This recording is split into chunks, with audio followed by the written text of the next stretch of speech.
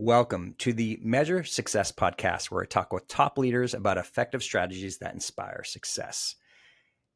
Today, this episode is sponsored by 40 Accounting. 40 Accounting is built to help provide you bookkeeping and tax work to help make sure that as a small business, you're going to get that information done and you don't have to worry about it. If you want to get more information, please go to 40accounting.com. With that, really excited for our guest, Gui Costin. I wish you got to listen to our previous 20 minutes of talking about this ahead of time. It was amazing the amount of connections. It felt like, brother from another mother type things. It was just like, amazing the things they said. So he's a founder and CEO of Dakota, a firm specializing in sales and marketing services for investment companies. Since its establishment in 2006, Dakota has assisted clients in raising over $40 billion. And you can update that, of course, with the latest information, Gui. He has a mission for mentor and fostering career growth within the industry and is a leader in sales and marketing. I've actually been very impressed talking about that. He also has kids who have done college sports. I think you said 3 of them, Gui, right? You mentioned behind that, and we had a really fun discussion. We'll bake that into this. One of the reasons I was intrigued about bringing Gui on to our podcast is because we do work with a lot of private equity firms, and that is his customer base. He's helping to help make sure private equity firms help get funding. And so we had synergy there, but recognizing there's athletics, but also this passion for people. Because if you don't have that passion for people, it's hard to do things. He also mentioned he has a book, Millennials Are Not Aliens. And he has a new book coming out called The Dakota Way, which by the time this podcast comes out, it's already going to be released. Excited to get that out. And he said he's always working on a 3rd book, which you can talk about here as well. Gui, welcome so much to the Measure Success podcast. Well, thank you so much for having me. Okay, well, let's get going. So why, I always like to start kind of the why, why did you start your firm? It's always a scary thing to go off on your own, right? And to become an entrepreneur, and you made that decision. Why did you do it? And what kind of drove you to make that decision? So I wouldn't recommend anybody take my career path, and my kids were teasing me because in the first 17 years of my career, from 89 until 06, when we started Dakota, I told the kids at 17 years and I had 11 jobs, 11 W-2s. And they go, Dad, let's go through them. This is recently, right? So we went through them. It's actually 14 W-2s, all great businesses, all great companies. And I think I did some good things, but as every 18 months, I switched jobs. So we started Dakota a little bit out of necessity because I had an idea for a product at the prior firm. I pitched them on it, in the spring of 06. They said no. Then they fired me. Then we launched the idea in the fall of 06. But to answer your question, the mission has always been for me in my mind, right? Is I wanted to create a place where people in Philadelphia, young college graduates, could come work, get slotted into a career, and stay here for a long time. And we could train them, develop them, teach them best practices of how to, whether it's to sell, marketing, technology, what have you. So I really wanted to create an avenue, if you will, and a place where young college grads could come in the Philadelphia region to get slotted in day one and not have to go through what I did, which is 14 jobs in 17 years. Well, it's you didn't realize that is very similar to the early part of my career as well. I have the amount of W-2s going all the way back to being in McDonald's at 14 years old, but, kind of moving through from different companies. But let me ask you that question. Why? What was it that was driving you from place to place? What either didn't seem right, or was that kind of classic, you're an entrepreneur and never the best employee? What was kind of driving some of that change, or was it just kind of got bored because you felt like you learned your basic and you wanted to get to that new step? I think you're asking probably a super, super deep question that I should jump on the couch, right now. I'm teasing, but well, not really. I really think it's just when I've been, I don't know if you've done the personality test, but there's one test this guy did, 10 tests. One of the tests was an independence test, 0 to 29. And 29 is the most independent, and my score was 33. So I scored off the chart. So it's not so much that I'm necessarily an entrepreneur, which I think I definitely am, or that I had to have my own business. I was just a very independent person, and just, whatever it was, that ended up being my path. And I was probably a little, when I'm younger, I'm 58, I'm just about to be 58. So 58, a little bit more maybe spontaneous, and just wanted it, to kind of quickly. But it's really not a great way to go through life, changing that often, because part of the book that I talk about, and I see it today in our company, longevity in a role, in a career, you can accomplish so much more in a good place, staying for a long period of time. And you never develop the commissions, you never develop the expertise if you keep changing that quickly. So I'm coaching up the guys here and the team here to hopefully stay for a long time, which then is a big responsibility for me to make sure everyone has upward mobility and career growth. That's right. Good for you for recognizing that, right? Is when you have that belief, right? We to grow other people, we have a duty to either give them more opportunities, meaning our firm needs to grow, or we need to send them off, right, to other great opportunities, when we have that type of environment. And we shouldn't feel bad about that, if that makes sense. Like it should be to help build and go where they're going to have the most impact, right? And they're not getting bored.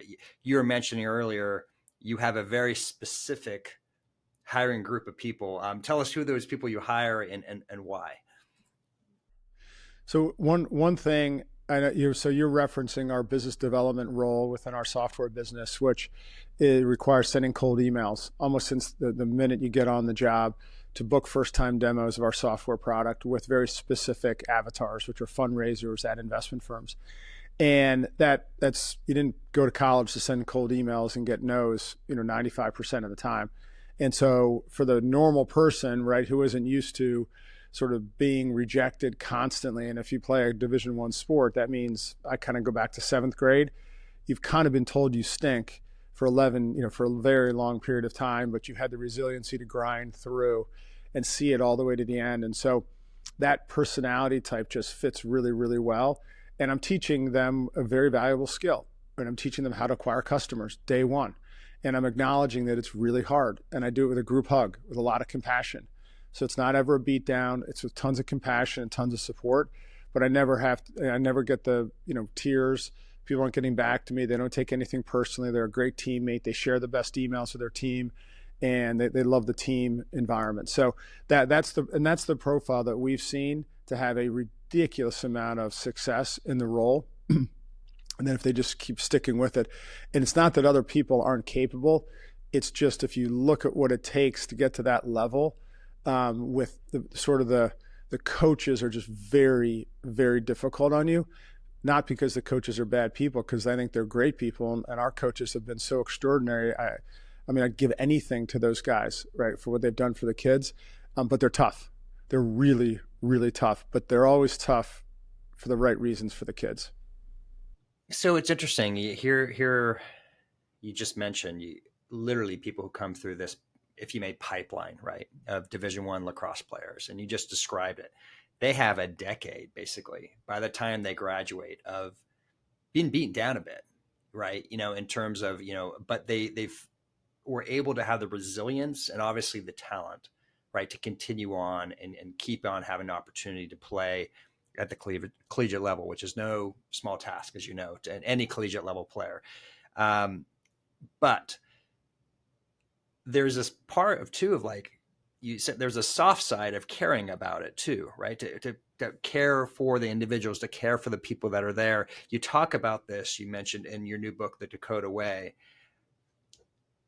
What does that mean? What does it mean? It sounds so touchy-feely, if you may, and for a lot of us who are like car driving business related people, what do you mean by care? What behaviors help define caring for somebody else in the workplace?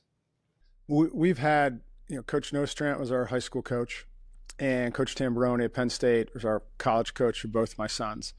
And, both have ginormous hearts, right? Ridiculously competitive, and they care about the afterlife. They know that lacrosse is going to end.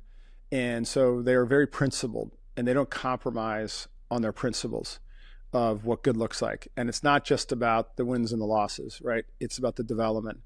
It's about the discipline. It's about accountability. It's about accountability to your teammates. And so if you look at Coach Tamburoni at Penn State, all he cares about is, are all 12, 14 seniors have jobs after college. He creates this massive network of alumni lacrosse players, he is so into the afterlife, if you will, because he knows it ends. And then what are you left with? What did you do with those kids? And When I study these guys, I study Coach Nostrand. He's like a sixth sense as a coach. He's just a coach's coach. What he's been able to do over his lifetime and change people's lives. Now, tough as nails, both of them are, right? Ironically, both from upstate New York. But when I look at them, right, what they've been able to give to these kids that will last them a lifetime, there's nothing that I can do to repay them enough for just how amazing they are. And then I think the nice thing is when they do graduate from Penn State, they become friends with Coach T, and they see a different side of Coach T, which is pretty cool because he really is a sweet, warm, cool guy and fun to be around. But when you're playing for him, it's all business. When you move into your company and these principles that you've been teaching in workshops to get to ultimately the book that you've been able to release, what are some principles in there that are really powerful, right? That you found to be a difference maker for you, and you find that also resonate outside of your office walls? Focus on what matters most. And that is the key, I think, to anything. Right now, it's easy to say as a 58-year-old, but when I talk to my son, he graduated from college, he's got a great job, the lacrosse team, the whole thing, and he goes, "Dad, I knew there were 6 things that I could do in college each day to get better at lacrosse." Good example of focusing on what matters most. It's our number one principle of the book, of our philosophy, of our company, because in every endeavor, every project, every activity that you do, a lot of people can't. They might be 1 or 2 degrees off on what matters most. And so if you look at any time there's a problem in a company, anytime there's a problem in a project, they're not focused on the things that matter most and the results that they're desiring. I'll give you the why behind it, because I think it's a two-sided sort of deal here. You have to focus what matters most. And then anything that you're going after, you have to ask yourself the question, this is what we do internally: why am I doing this? And then you keep asking why until you can zero down to the core of the activity. So for the lacrosse kids we hire to book demos, first-time demos, re-engage demos daily. Are you scheduling for 5 cities at any given time? Why? Because that's what matters most. Why? Because you need purpose each day to say, I'm going to be in Boston. Can you meet at 9? I'm going to be in Boston. Can you meet at 11, 1, 3, and 4:30? I'd love to introduce myself and tell you about my software product. I'm oversimplifying. And if you have 3 cities versus 5, now you have 2 less cities to have that purpose every day. So there's a why behind the city scheduling. So on the 7:45 call, all 14 business development representatives have to go through in 30 seconds the 5 cities they're scheduling for every single day, 5 days a week. Why? Because it's a hard job, and left to their own devices, just like any human being, it's nothing to do with this, they're going to get unfocused, right? Why? Because it's hard. Why? Because it's rejection. Right? But then you zero back to, and then why is that in their best interest? Because I'm teaching them principles that will literally be in their DNA for the rest of their lives in terms of sales training. And so you start to unpack and you're like, oh, okay, cool. And then if they do that, and then it's like, all right, we have to tweak the email. We're not getting the rest. So let's tweak the email. Let's make the email better. And then if you follow that, all of a sudden the results are like, boom. And that's what we've seen. So they have extraordinary success, but it requires a lot of structure and focus, discipline, consistency. Now, as it goes with selling, it's great to have. I've found you can have a decent product and you have a great sales force, and it could exceed expectations. But based on our discussions, you've also created a great product as well. Why has your product been really valuable for investors? So again, I'm going to answer that in 2 questions. Well, one, it's valuable to investors, or as you're looking for investors, you're looking for money, is because we've created a fully accurate, complete, and up-to-date CRM database for salespeople. So they do not have to do any research. They simply log in. Because you have to go to a city to book meetings. You go to Boston or New York or Chicago or San Francisco, LA, what have you, and you have everybody that you want to meet with right there categorized properly, so you can get to the right person immediately. And so a few things there. You're not researching who to call on. You're not having bounced emails, bad phone numbers. And also, this is like the little crime of it all. You book an amazing 2 days in LA. You're in Century City.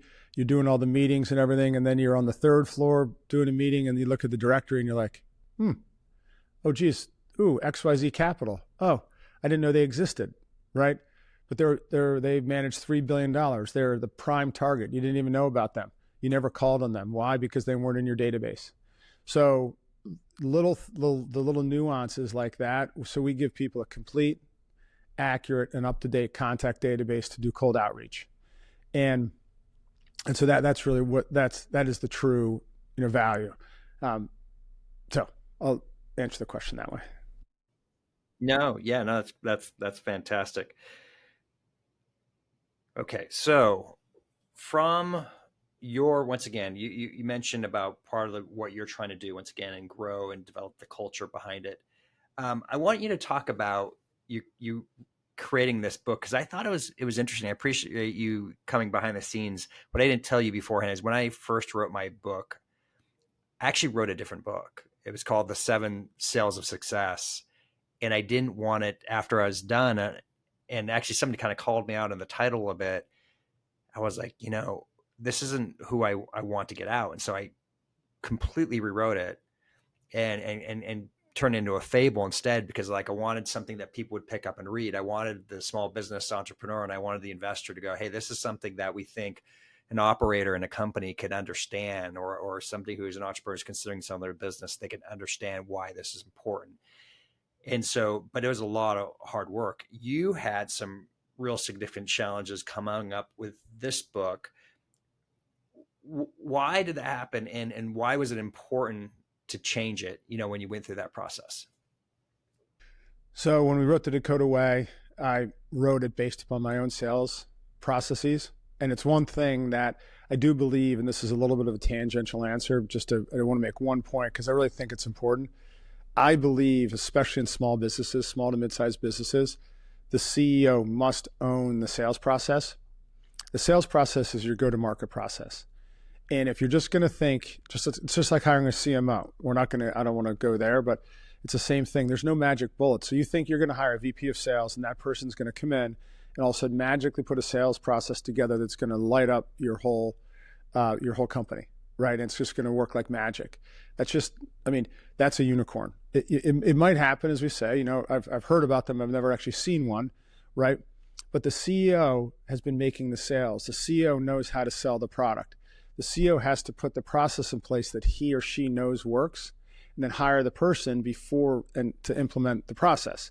So during the interview process, you say, hey, we have the XYZ way of doing things. This is what we want you to execute on. Okay. And these are the parameters that we've put into place. Now, it's easy to say after 35 years of working and, a billion mistakes, that I've made. But so that I think the CEO has done the sales process.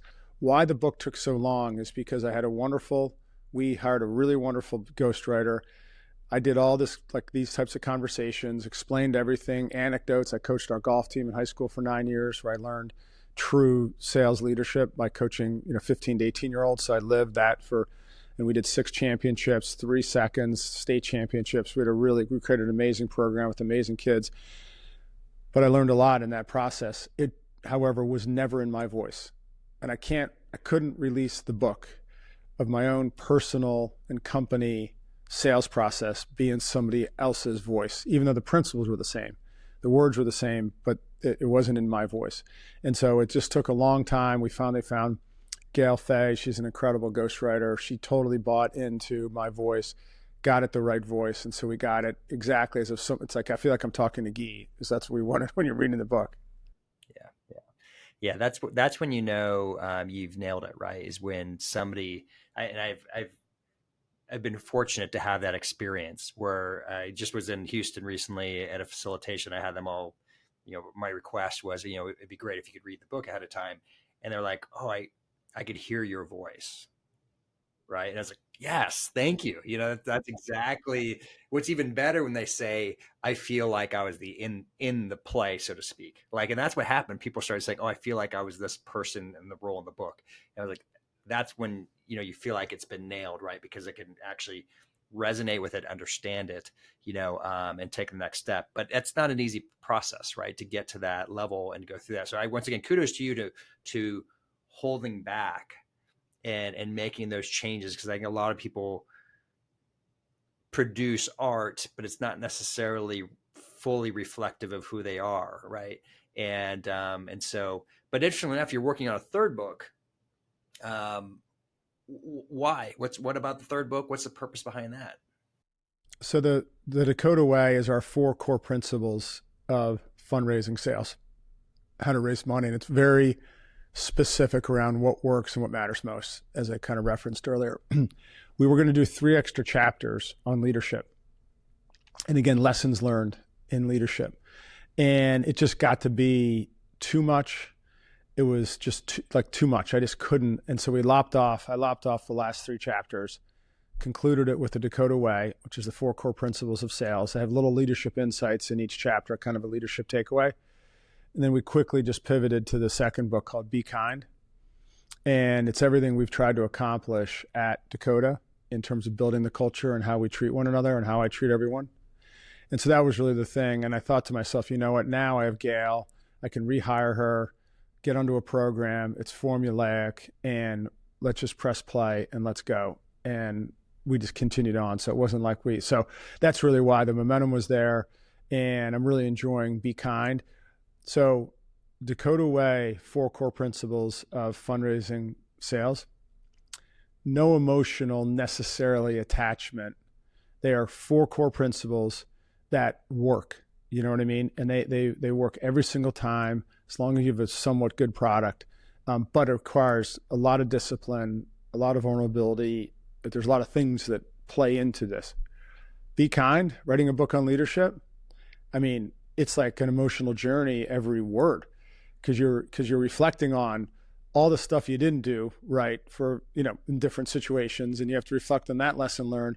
Because a 22-year-old probably couldn't write this book, right? It's through all the nicks and the scrapes, and how my Bobby night moments with certain people that I tell in the story of the book, and how I do, right, all that, right? And it's really emotional. The book on Little League, right, calling out the coaches and how they treat 8-year-olds and 10-year-olds. We live that, right? Just being a crazy parent, which is 100% of the parents are crazy. I love the parents who are like, the hockey moms are the craziest. I'm like, you ever seen a lacrosse mom? You ever seen a lacrosse dad? You ever seen a baseball dad? It's like soccer mom. I mean, give me a break. It's 100%. No one. I mean, Jamie's jiu-jitsu, and who's around behind the camera right here. He's beyond a purple belt now. What, brown belt? I mean, he's got kids in this, right? He's probably, we're all crazy, right? We all want the best for our kids, right? We all want our kids' lives to work out. It's emotionally challenging, but there's things that you can do to maybe lessen the craziness or just get a little distinction here and there. And like I said, coaching our golf team from 2011 to 2018, 9 seasons, that was a fundamental game changer for me, because I was a college golfer, and it's very different what you can say or should be saying to a golfer than you're saying to a team sport athlete. Either, right? Now it's a personal choice as a coach. You choose what comes out of your mouth, but I don't think you're going to have the same effect saying the same thing to a lacrosse player that you are a golfer, or a team soccer player, hockey player, football player. So I had to be very nuanced with and very thoughtful with my words. Yeah, and obviously it worked. You described there, because it is, as I like to joke in golf, you're a real golfer. I'm not, but the concept of what is it? Golf is 90% mental, and the other 10% is mental. That's that's, that's how it feels sometimes.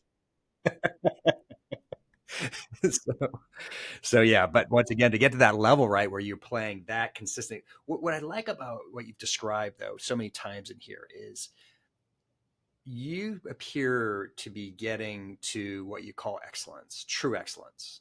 You described it in lacrosse, you described it in the sales piece, and you described it in golf. And it does often come down to the consistency of the little things, right? There's the big principles, right, that you describe, but it's also the little things that matter. I'm doing an example. I was fortunate enough to be underneath a really great high school football coach, and we would have it so dialed in where we knew, I could tell the entire offensive line what foot they were going to have on the third step. Right. We had that mechanically dialed in, and we would run the same plays where literally our offensive line would call audibles because they were so experienced because they've been running it since they were in Pee Wee football. So I'm just kind of, maybe you could give one example. What is one of these little things that's a big thing that you have to be consistent with excellence? Well, it comes back to, because you're really referencing, the Packers and Vince Lombardi, and it's like, what, something right, whatever that play that he ran consistently. I think it comes down to, a lot of people say focus on, improve your weaknesses. It's focus. In my opinion, it's not the way to go. Focus on what you do well and then 10x down on that and do it and keep repeating it. Obviously, there's a refinement to it, but you just want to keep getting better at what you're doing. But you got to figure out what works, right? And so the golf team. So let's just think about that. It really came down to, so when you're talking about excellence in golf coaching, okay, if you've played the game like I did, and my coach was amazing, right? But still, you realize if you say something to a player, okay, so there's an old line by a very famous Spanish golfer named Seve Ballesteros, and this came up because one of my assistant coaches early on, he looks at one of the kids and he goes, "It was 20 feet. How did you three putt?" So I go, "Coach, come here." He goes, "What's that?" I said, "Well, Seve Ballesteros is quoted in a press conference." And the reporter goes, "Seve, how did you four putt the 14th green?" He goes, "I putt, I miss, I putt, I miss, I putt, I miss, I putt, I make." Basically, any other dumb questions? Like, you think I was trying to four putt? You think these kids are trying to hit it out of bounds? You think they're trying to, they're trying their best. And so, the goal is, what I thought mattered most within our golf program is to create an environment where those boys can be unencumbered from me. So you say to yourself, okay, well, why? Because all summer long they're playing in tournaments and they're unencumbered by me. They're traveling the state and the country playing in golf tournaments by themselves, staying in hotels with their friends or what have you, but I did it. But they're out on the golf course, just them and the golf course. Now all of a sudden they're going to play high school golf and they're going to have to listen to me. Like, that makes no sense, right? So I'd always give my 5 seconds of coaching before each match. And really the only thing I would remind them kind of consistently is just, one shot at a time, which is, just focus on what you can control. And then simultaneous to that is, when you're looking over at the other fairway, you might think your teammate's making a double bogey. They could be making a birdie. You don't know. Just play your own game. And that was it. And then I would just, huge smile, and I would never sing. And we'd do nice dinners. We'd go to parents' houses. We created a whole program of positivity to try to set that. We didn't win every time, but to set these kids up so they could perform their best. And a lot of the wins that we had of these championships were like by 1 or 2 shots. And you're playing 30 matches a year, and you're winning by 1 or 2. And twice we ran the table 30-0, which is almost impossible to do given that tight margin. So that was the approach. And I just ended up carrying out that similar philosophy into our company. You nailed something I think super important there, which I, once again, is you get down to it. And we talk about this often in strategic planning execution, is the leading indicators, not the lagging indicators that matter. And that comes down to focusing on what you can control. And you describe that, it's like in golf, it's one shot at a time. It doesn't matter with the next shot. It doesn't matter the shot behind, right? It just matters on focusing on that connection, right, on the ball at that moment. And then you are more likely to have a better outcome, right, as a result of that event. And also focusing on your strengths. We're big believers on that as well. It's amazing how many times we'll think we could do something outside and it doesn't mean we aren't multi-talented, but the more you do what you're great at, right, and you're naturally talented towards the greater opportunity you're going to have in life. So a couple of our final questions. You've got a couple minutes left here. Today, now, how do you measure success in your business? Well, first off, it's the team. I think about the team all the time. And is everybody growing? Is everybody developing? Am I doing my job? Basically clearing the deck, removing obstacles. And then also there's only certain things a CEO can do that others can't do.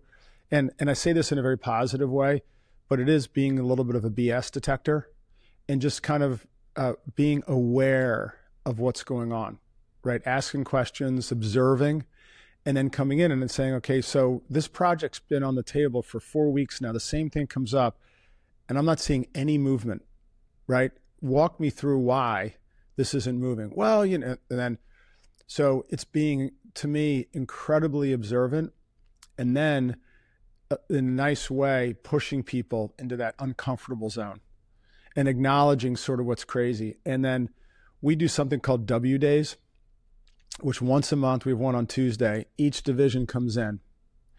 And when we were doing these, we were calling them offsites. In an offsite, they'd present, update, all this stuff. People were nervous, stressing over the presentation.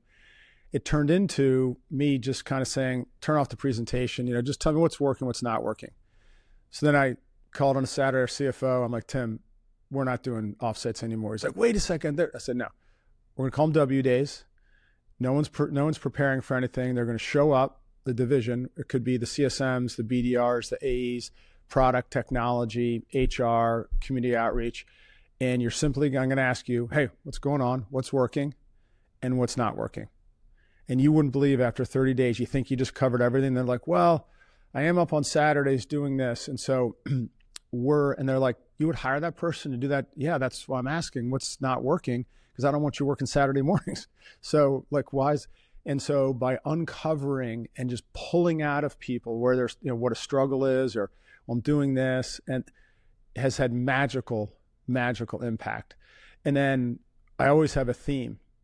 So the last theme was why. So we're going to examine the question why and asking you, why everything that you do. Right. And so just unpacking that. And so that was extremely, extremely powerful. And then me also just asking why. 2025, the theme for the company coming from me is optimization. What that translates into is, okay, this business has been now in business for 6 years. We need to look at every single thing we're doing and develop a habit of optimizing every single thing that we do. And meaning, okay, have we been sending the same email to invite them to the same event? Let's just start having some fun and A/B test and send a really crazy subject line versus this subject line and do all this stuff. Well, guess what? We just started, they just told me upstairs, we just literally 2.5x'd our responses to just because we tweaked this. And so it's kind of pushing and prodding a little bit in that. And so I think that to me as a leader is just, but that's being observant, right? And you don't want these fire drills where you're yelling and screaming all the time. It's like, hey, we've been sending this email. Do you want to tweak it a little bit? Do you want to change it? Hey, let's look at our website stats. What are we doing here? What are we doing there? So let's optimize everything. And I'm just giving a couple of examples. This goes across everything that we're doing. It seems like you clearly have great habits that you do on a regular basis. What is one habit in particular, if you could spend a minute, that has really been helpful for you to be a successful leader? Oh, I thought you were going to ask what's one habit. Well, one is, right, our 7:45 check-in daily for our software sales team and our 5 o'clock check-in, which is replicated by our investment sales team. And so from a leadership perspective, you were talking about golf being mental. Well, I think being an artist has the same mental challenges, right?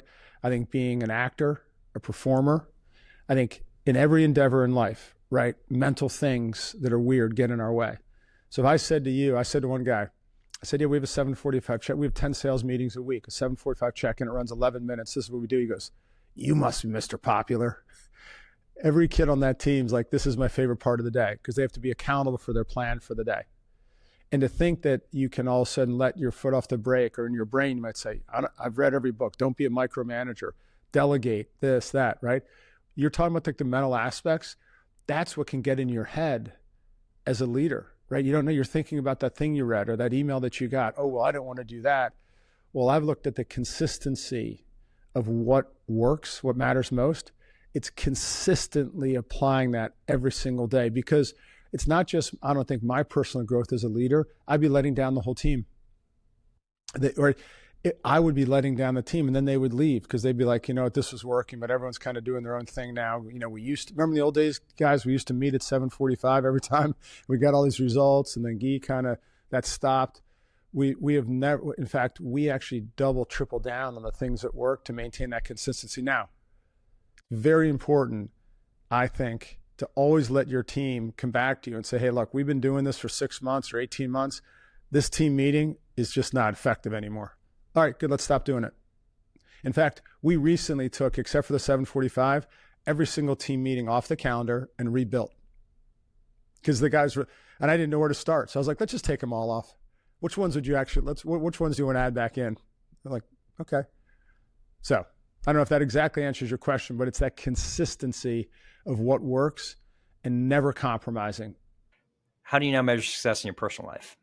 Oh, wow.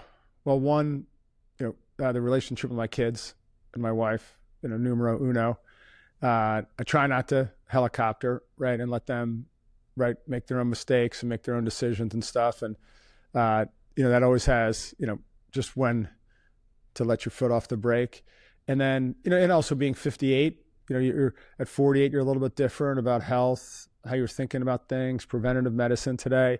You're reading a lot with Peter Attia and just all the longevity books. It's just kind of fun. So that's a big deal, because now at 58, weird things can happen very quickly. So having very attuned to health. And I personally love getting up in the morning and thinking about the business and our teammates, how to grow. It's a gift for me, like you can't believe. It's a lifetime gift, having the opportunity to get up every day, the creative exercise to serve 80 different teammates at our company and then thousands of customers.